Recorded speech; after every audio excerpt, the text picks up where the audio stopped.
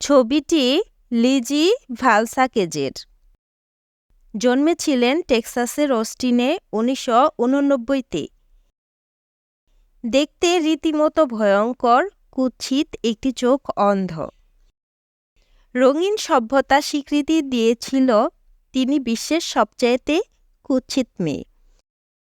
সবাই বলতো আত্মহত্যা করতে, সবার থেকে লুকিয়ে থাকতে, মুখ ঢেকে রাখতে। কিন্তু সেই সব কিছু কানে না নিয়ে তখনই নিজের জীবনের ৪টি লক্ষ্য স্থির করে ফেলেছিলেন লিজি।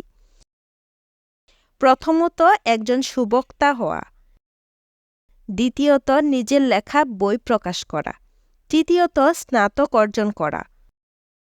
চতুর্থত, নিজের কেরিয়ার ও পরিবার তৈরি করা।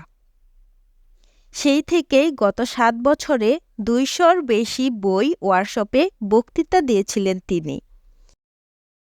কিভাবে অভিনবত্বকে স্বীকৃতি দিতে হয়, বাধা বিঘ্ন পেরিয়ে কিভাবে জীবনকে গ্রহণ করতে হয়, প্রতিকূল পৃথিবীতে ঘুরে দাঁড়াতে হয়, ভালোবাসতে হয়, এই ৭ বছর ধরে সেই বিষয়ের উপরেই বক্তৃতা দিয়েছিলেন লিজি। ২০১০-এ লিজি লিখে ফেলেন তার আত্মজীবনীমূলক বই লিজিস বিউটিফুল।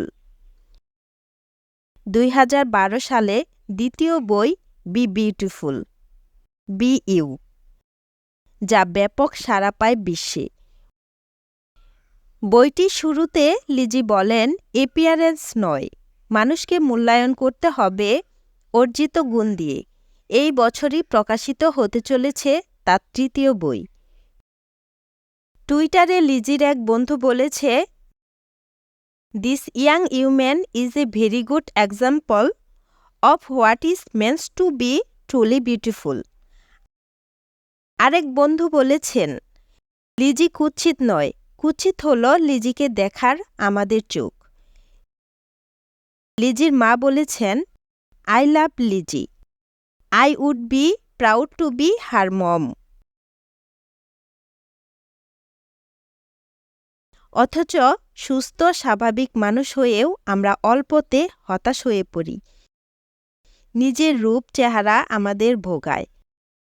ফেয়ার অ্যান্ড লাভলি লাক্সের বিজ্ঞাপন দেখে হীনমন্যতাতে ভুগি।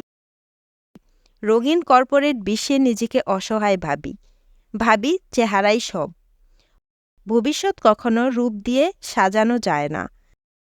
যার যার কর্মই পারে ভবিষ্যৎকে সাজাতে।